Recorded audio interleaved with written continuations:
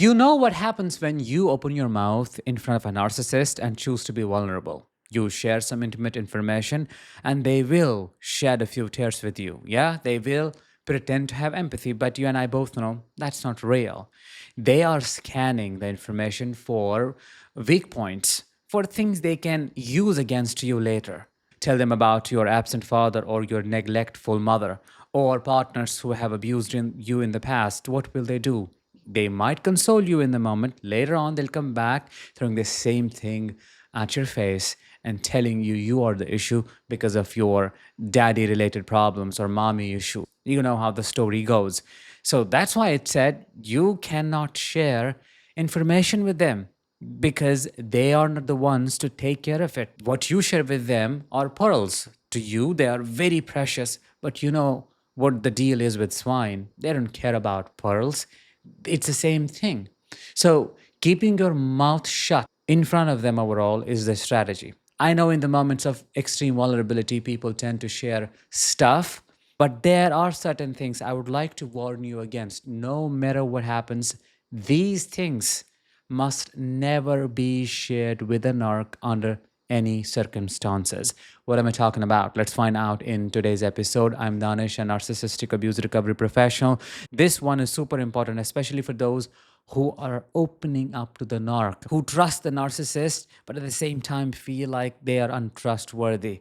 Let this be your wake up call. And if you feel somebody else can resonate with the message today, share it along, pass it along, because that will help in spreading awareness about narcissistic abuse. The topic is 5 things that you can never tell a narcissist under any circumstances.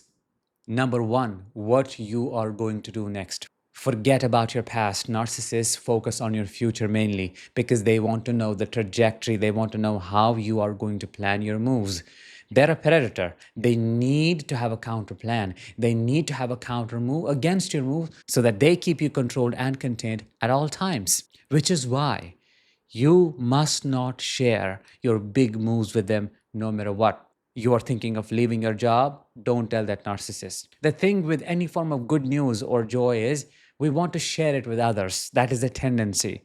We want to connect with others, celebrate, so on and so forth. We want to share the freedom because we believe after hearing the news, the people will be happy for us because they love us. Not the narcissist. They're a demonoid.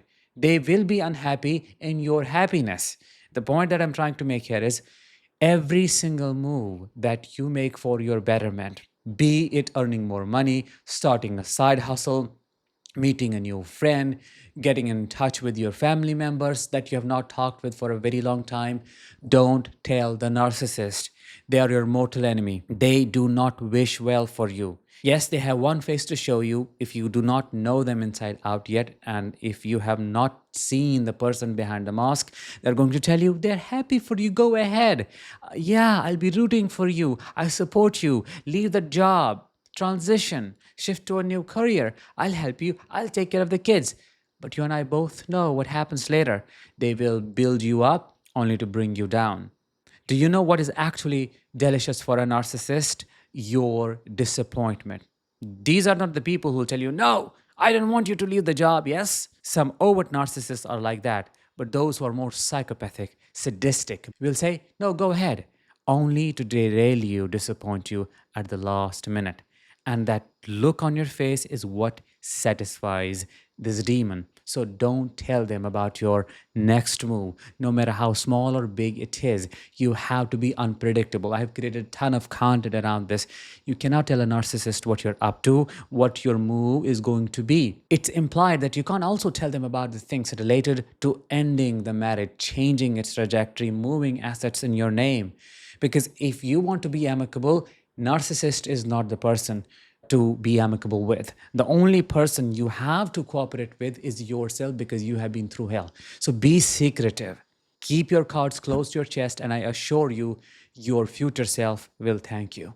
Number two, how much money you have in savings. Who is the first person that comes to your mind when you think of money? Of course, it's your children, your partner, because those are the people who ought to know about how much you earn, how much you have in savings. God forbid if something happens, they should be aware of what's going on, what the financial situation is like, and claim it, right?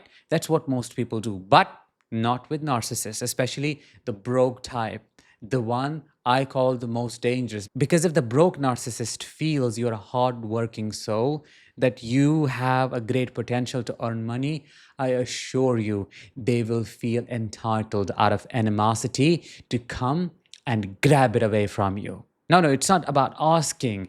It's not about simple manipulation. It's about how dare you? You are not supposed to be ahead of me because you're such a dumb fool. So I will come in, show you your place, and exploit your resources. I'll take all that money away. That's exactly what happens. So tell them how much you have in your bank account. Next day, the narcissist wants to start a business all of a sudden because they're unemployed, they're not working, or they are working, they have their own money, but no, you can't have any. Think about it. Money gives you freedom, money lets you move. If you have money, you can do anything, especially in today's times. If you don't have any penny, definitely you will be stuck and will have to live under their control. So they can't tolerate you experiencing that freedom which belongs to them, or if they have it already, you can't have it. It's diabolical, I understand it, but that's what makes them demonic. If possible, do not also talk about your will openly. Like, how are you going to distribute your wealth? Keep it secretive. Because if that is one of the things keeps them under control, given you can't go no contact or you have to deal with a financial situation involving a narcissist, use whatever you can to corner them, to keep them there, to make sure that you have leverage. And this could be just one of those things. You are planning to buy a new asset in your own name, go ahead. The narcissist must not know because ultimately you got to leave, you got to separate. And the last thing you would want is them fighting for it, saying, I want my fair share. Do not put their name in the title because they are not going to be grateful about it. They are going to weaponize it. Now, I know there are many people who have already done it. I'm not here to guilt you.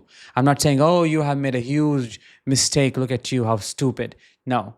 What I'm trying to do is I'm trying to forewarn those who may not have done it already or are about to do it. That's what the purpose is. If you have made these mistakes, it's okay. Now you know. And my question to you is, what are some of the things that you would want this younger generation to know about, those who have not done it? What else do you think would be helpful for them to know? Let me know in the comments. Number three, and a big one, passwords to your internet banking accounts, to your phones, computers, to all the accounts, iCloud. I'm talking about any possible account you have on the internet.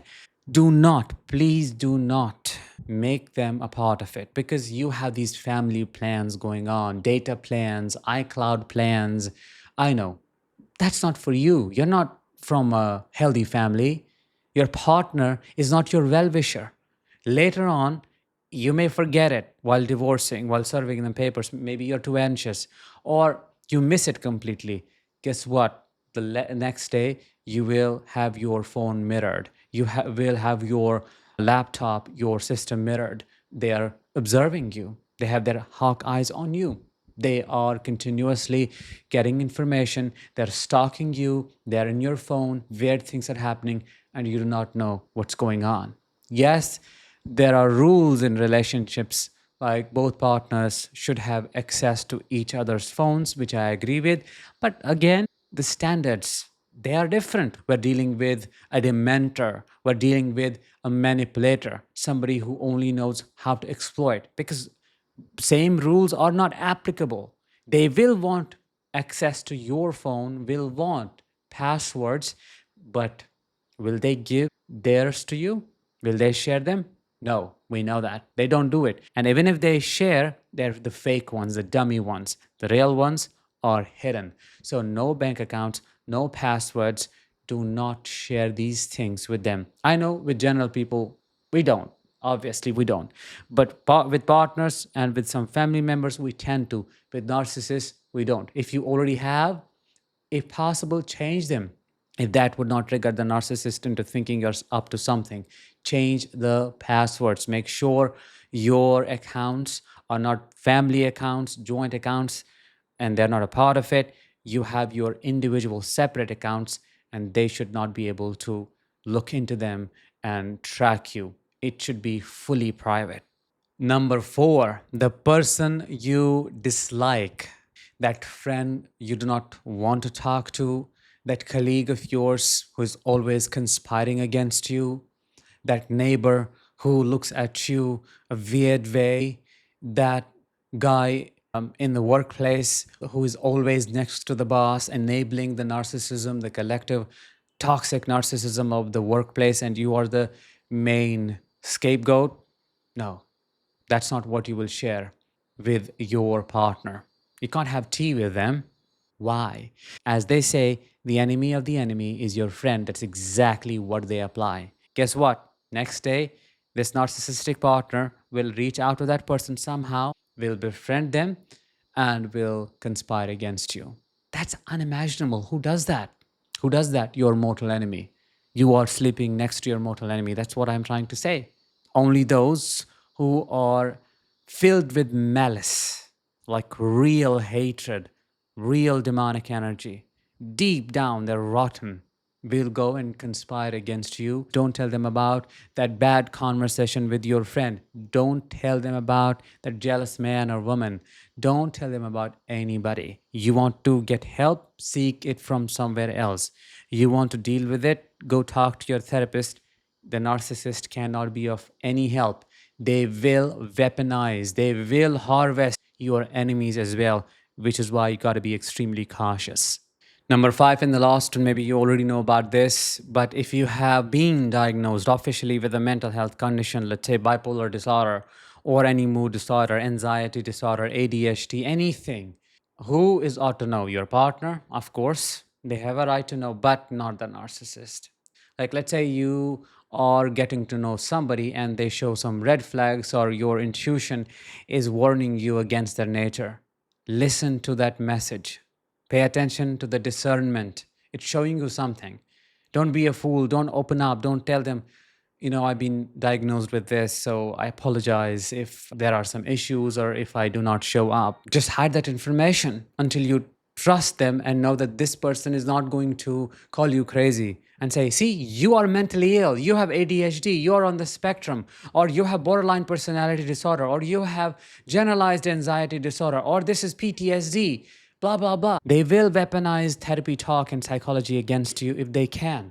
So don't share your medical health records with them either. Don't tell them what your psychological status is.